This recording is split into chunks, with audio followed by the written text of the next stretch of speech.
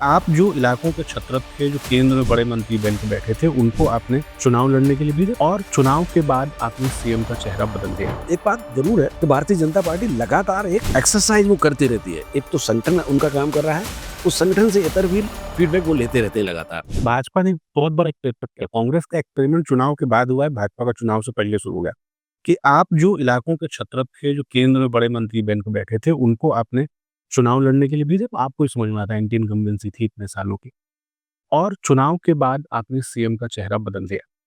ये जो एक्सपेरिमेंट भाजपा ने किया था, क्या लगता है आपको ये एक्सपेरिमेंट फाइनल हो गया है? एक्सपेरिमेंट के कुछ और चरण अभी बाकी?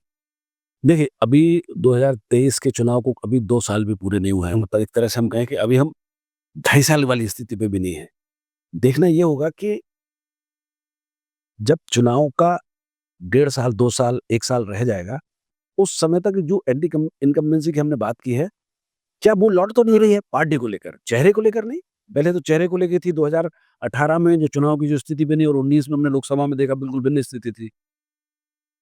तो इसका मतलब ये था कि लोग भारतीय जनता पार्टी से नहीं बल्कि चेहरे से या एक लगातार चलने वाले उससे ऊब गए थे, या कुछ उसमें कुछ इस तरह की, जैसे हमने कहा कि भ्रष्टाचार की एक बात थी, वो आ गई थी। अब देखना ये है कि चेहरे का जो बदलाव उन्होंने जो किया है, वो बदलाव लोगों को कितना भा रहा है। वो फिर वो भी किसी ना किसी चुनाव से आएगा। नगरीय निकाय के चुनाव होंगे तब देखेंगे हम, पंचायत के चुनाव होंगे तब हम देखेंगे।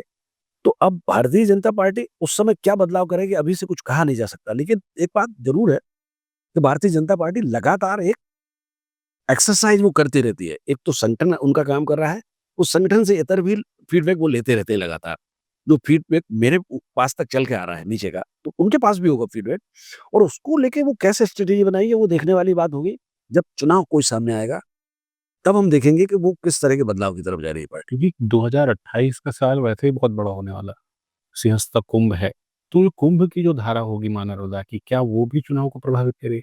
बिल्कुल, देखिए, अब देखिए उत्तर प्रदेश में हमने देखा, उस उत्तर प्रदेश में जिस तरह से महाकुंभ का आयोजन योगी सरकार ने किया, तो वो योगी की सरकार का और बतौर मुख्यमंत्री योगी का जो काम और नाम है, वो कहीं ऊपर गया है। निश्चित रूप से लोगों को उसमें ठीक लगा, और न केवल उत्तर प्रदेश बल्कि देश के स्तर पर, अंतर्राष्ट्रीय स्तर पर वो स्थापित हुआ। और मध्य प्रदेश में अगर हम उस तरह का या उससे बेहतर आयोजन कर पाते हैं, मध्य प्रदेश की सरकार वैसा कर पाती है, भारतीय जनता पार्टी के लोग अपनी सरकार को उस तरह से सपोर्ट कर पाते हैं, जैसा उत्तर प्रदेश ने महाकुंभ में नाम, या हम सिंहस्थ में ऐसा कर पाते हैं, तो निश्चित रूप से न केवल मोहन यादव को, भारतीय जनता पार्टी को भी इसका लाभ मिलेगा। लेकिन अब संभावनाएं और विचार बहुत तरह के हैं।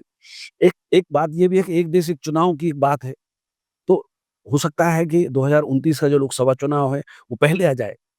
मध्य प्रदेश में जब विधानसभा का चुनाव होना हो, तब पूरे देश में एक साथ लोकसभा और विधानसभाओं के चुनाव हो जाए।